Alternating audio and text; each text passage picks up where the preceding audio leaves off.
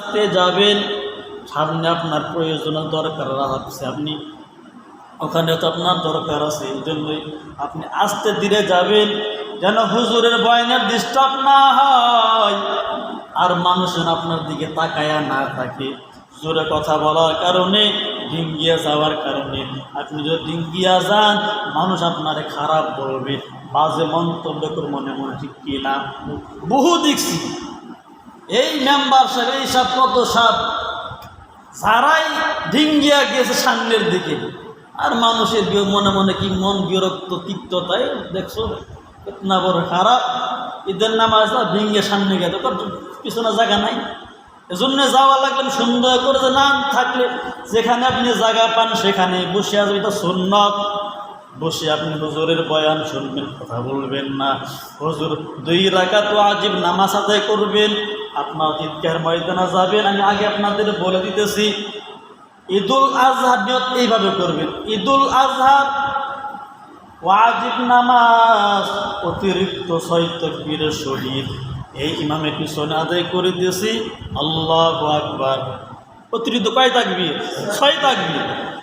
ঈদুল আজহা ফিতর কেউ বলেন না, আবার ঈদুল আজহার ওয়াজিব নামাজ, এ ওয়াজিব 2 রাকাত না কয় রাকাত? 2 রাকাত নামাজ অতিরিক্ত 6 তাকবীরের সে 6 তাকবীরটা ওয়াজিব এই ইমামের পিছনে আদায় করে দিয়েছি। আল্লাহু আকবার। তাকবীর তাহরিম, এটা কি? তাকবীরে তাহরিম, এটা বলতেই হবে না, বলবেন নামাজই হবে না। আল্লাহ বললেন, হাত বাঁধলেন, হাত বাঁধা বলে সানা বলবেন সুবহানাকা আল্লাহুম্মা বিহামদিকা ওয়া তাবারাকা ইসমুকা ওয়া তাআলা জাদ্দুকা ওয়া লা ইলাহা গায়রুক। এবার সানা পড়ার সময় 3টা তাকবীর দিবেন, আল্লাহু আকবার। এবার হাত ছেড়ে দিলেন, আবার আল্লাহু আকবার। দ্বিতীয় তাকবীর, হাত ছেড়ে দিলেন। তৃতীয় তাকবীর, আল্লাহু আকবার, হাত বেঁধে ফেললেন। হাত বাঁধার পরে এবার ইমাম সাহেব সূরা ফাতিহা পড়বেন, কেরাত মিলাবেন। এইভাবে প্রথম রাকাত শেষ হবে। দ্বিতীয় রাকাত ইমাম সাহেব দাঁড়াইছেন, সূরা ফাতিহা পড়েছেন, আবার অন্য সূরাও মিলাইছেন। এবার রুকুতে যাওয়ার পালা।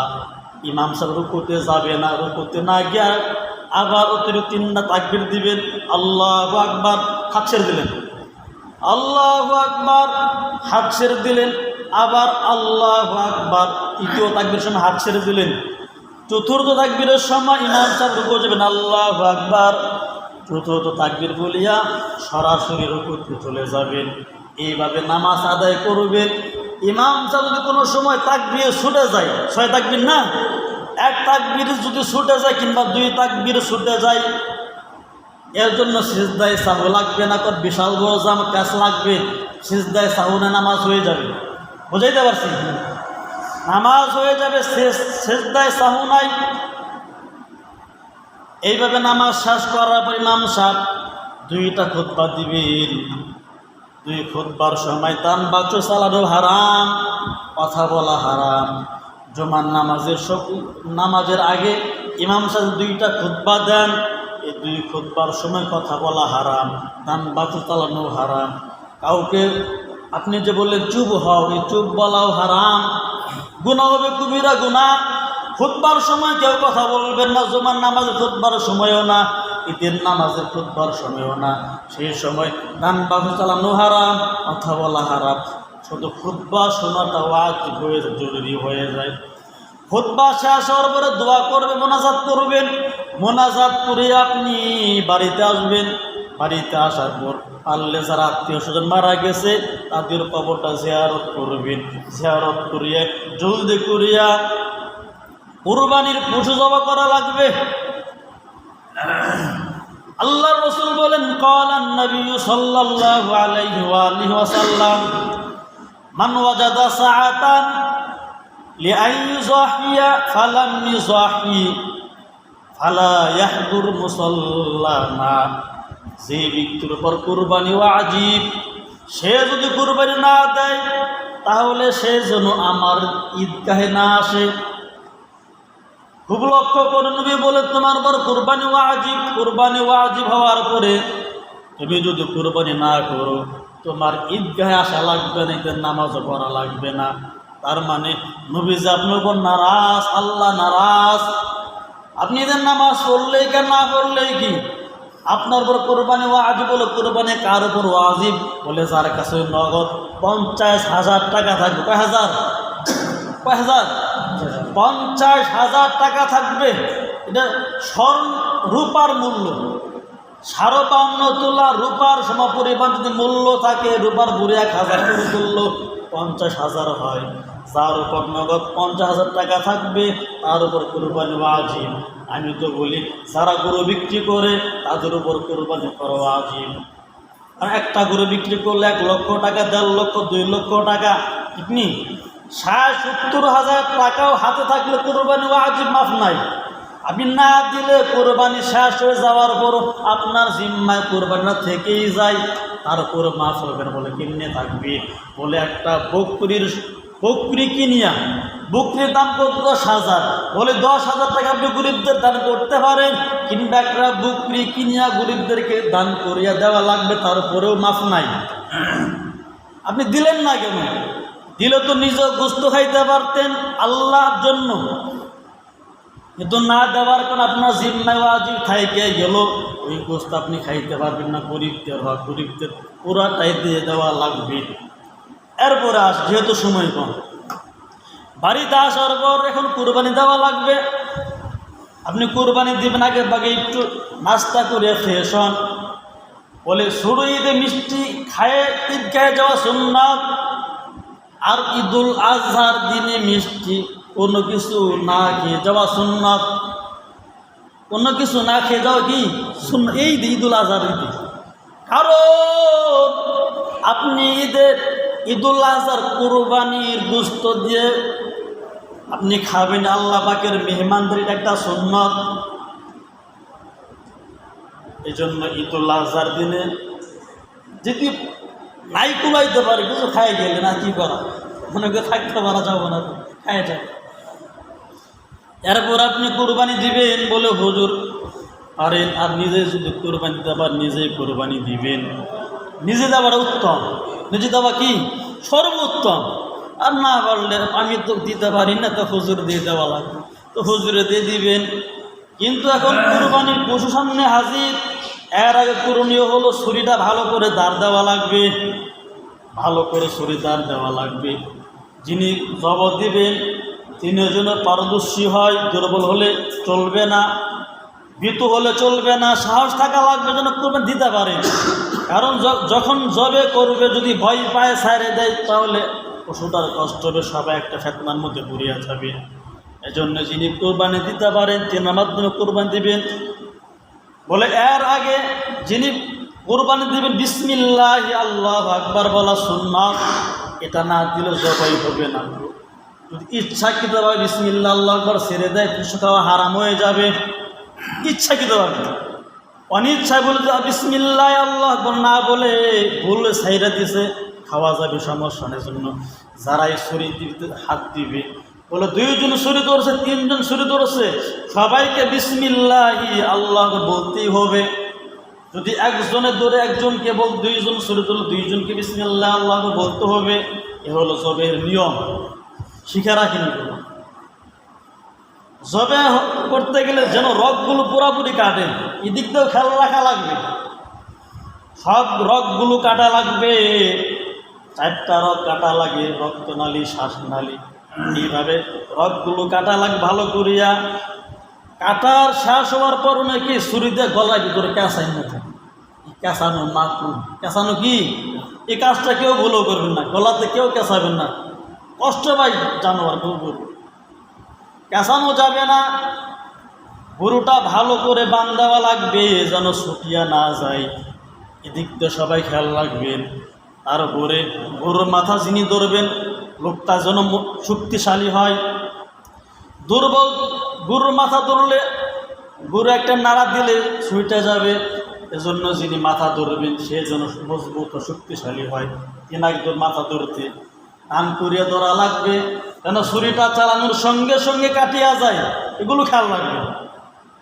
মজবুত করিয়া বাঁধ দেওয়ার পর অনেক সময় দেখছে বাঁধে কুমলা বাঁধ দেওয়ার কারণে গরু একটা নাড়া মারার পরে সব ছুটে যাবে, গরু দূর মারে, অর্ধেক কাটা হয়ে গেছে, গরু দূর এরপরে দূরে আবার জব করা লাগে। এজন্য আগে থেকে খুব সুন্দর মজবুত করে বাঁধ দিবেন যেন সুইটা যাইতে না পারে। জবের মাসলাও গেল, গরু ধরার মাসলাও গেল। যিনি জবে করবেন পাঞ্জাবিটা গোছায় নিবেন, এটা সুন্নাত, যেন রক্তর ছিটা শরীরের ভিতরে না যায়। এরপর গরুটা যখন একবার নিস্তেজ হয়ে যাবে, নিস্তেজ হয়ে যাওয়ার পর চামড়া ছিলবেন। চামড়া ছেলার পর গোস্তগুলো যিনি কাটবেন, গোস্তগুলো কাটার সময় কাটলেন। এখন শরীর হলো 5 জন, 5 জনকে সমান সমান করে ভাগ করিয়া দেবেন। মাপটা কি দিয়া মাপটা দেওয়া লাগবে, অনুমান করিয়া না। অনুমান করতে না যায় চলবে। 5 জনের শরীকানায় কোরবানি দিয়েছেন, গোস্ত মাপে নেবেন। 1 কেজি হোক, 2 কেজি হোক, 5 কেজি হোক, মাপে গোস্ত নেবেন। 5 জনের গোস্ত সমান সময়ে যায়, হারও যেন সমান সমান যায়। অলিজা যা নেবেন সব যেন সমান সমান ওজন দিয়ে মাপে নেবেন, মনে থাকবে নি? কারণ আপনার টাকা দিয়েছেন 10,000, আরেকজনও 10,000, 5 জনে 10 করে 50 কিংবা 15 করিয়া 5 15 কত হয়? 5 15 কত হয়? বুড়ির সমান করে নেবেন।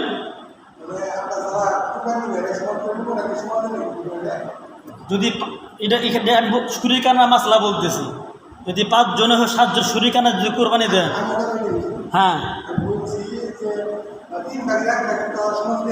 হ্যাঁ, আপনি একা যদি কোরবানি দেন আপনার একাই আপনার থেকে গেল বড়ি। না না না না না না না না, সমাজের না। হ্যাঁ ওইটা বুঝছো।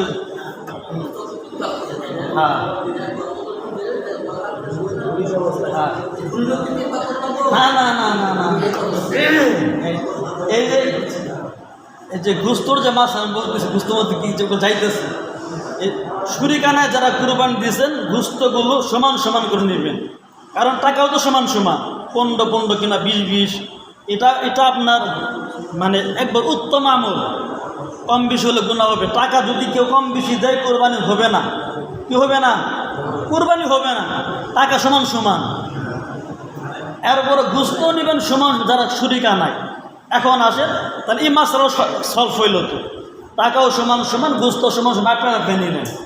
এখন যারা এই গুস্ত তো বন্টন করে 3টা ভাগ মুস্তাহাব, 1 ভাগ আত্মীয় স্বজনের, 1 ভাগ গরিবের, 1 ভাগ নিজের। এই ভাগটা গেল মুস্তাহাব। কি 3টা ভাগ করা কি মুস্তাহাব। এখন আপনি যদি কুরবানি দিয়েছেন, আমি দিছি, আমার গোস্তায় পুরোটাই নিয়ে নিলাম, আপনারটা আপনিও নিয়ে নিলেন, জমির ভাই নিয়ে নিছে, আমরা সব নিয়ে নিছি, কারো দেই নাই, কারো কি করে নাই, দেই নাই। তারপর আপনার কোরবানি কোনো সমস্যা হবে না, কোরবানি হয়ে যাবে। আপনার পুরো গোস্ত নেন, কাউকে দেবেন না, আপনি আত্মীয় স্বজনেরও না, গরিবেরও না। এই মাসলা নাকি বলতে চাই না, এই মাসলা নাকি বলতে চাই না। আপনার পুরো গোস্ত নিয়ে ফেলে কাউরে দিবেন না, আপনি নিয়ে আপনি সারা বছর খাবেন, 1 বছর 2 বছর খাবেন, সমস্যা নাই, তাই খেয়ে দেবেন, সমস্যা নাই। এই মাছটা সব শুনে রাখেন, কথা বলেন নাকি? এটা এটা এটা আমার কথা বলতেছি, আমি কিতাবের কথা বলতেছি। আপনি পুরোটা নিতে পারবেন, কারো দিলে সমস্যা না, হয়ে যাবে। কিন্তু গোস্ত কোরবানি যে আপনি দিবেন, টাকা যদি কম বেশি থাকে কোরবানি হবে না। গোস্ত যদি কম বেশি হয় মাপের বেলায়, ওটা সুদ হবে, গুনাহ হবে, সমান সমান নেবেন। আর 3টা ভাগ হলো মুস্তাহাব। কি 3টা ভাগ? কি একটা হলো গরিবের, আরেকটা আত্মীয় স্বজন, এটা তো সবাই জানে, আরেকটা নিজে। হ্যাঁ, গরিবের দিয়ে খাবেন, ভালো, আল্লাহ খুশি হবে। সুবহানাল্লাহ বলেন। কথা বুঝেন নাই? আপনি গরিবেরা দিবেন, আল্লাহ খুশি হবেন। কারণ আমি নিজেই গোস্ত খাবো, আমার পাশের বাড়িতে গরিবে না খায় থাক, গোস্ত পাবে না, এটা হইল? এটা হইল না। এটা এক ধরনের জুলুম হইল। গরিব তো সারা গোস্ত খাইতে পারেন, আপনি 2 ডোমা দেন, 3 ডোমা দেন, তো আপনার কুরবানের পয়সা একটা গোস্ত তার বাড়িতে গেল, এভাবে 5 জনের থেকে গেল, 10 জনের থেকে গেল, 1 কেজি গোস্ত হবে, 1.5 কেজি গোস্ত হবে, সেও জনে ঈদের দিনে কুরবানের গোস্তটা খাইতে পারে, ঠিক কিনা? এই যে কাজটা কর সবচাইতে ভালো, সবচাইতে কি ভালো। এখন বুঝতে পারছি তো, নিজেও নিতে পারলেন সমস্যা, কোরবানি হবে। কিন্তু আমরা কি করব, নিজে একা না খেয়ে আমার পাশে গরিবেরও দিব, আমার আত্মীয় আছে, শ্বশুর বাড়ি আছে, আমার ভাই আছে, বোন আছে, এদেরকে দিলে এরা খুশি হবে। কারণ গোস্ত তো আপনি খাইলেও শেষ হবে, রাইখে দিলেও শেষ হবে, কিন্তু সব তো পাইলেন না। একজনে খায় যে দোয়া দিল, আল্লাহ তোমাদের গোস্ত রাইছে আমার কাছে, আল্লাহ তুমি এরে মাফ করে দিও, কবুল করে নিও, সে খুশি হইল। তো আল্লাহ বা খুশি হইলে আল্লাহ আপনাকে প্রতি বছর কুরবানি দেওয়া তৌফিক দান করবে। এটা হলো কুরবানি গোস্ত বন্টনের নিয়ম। কিন্তু আরেকটা মাসালা শুনেন, আরেকটা মাসালা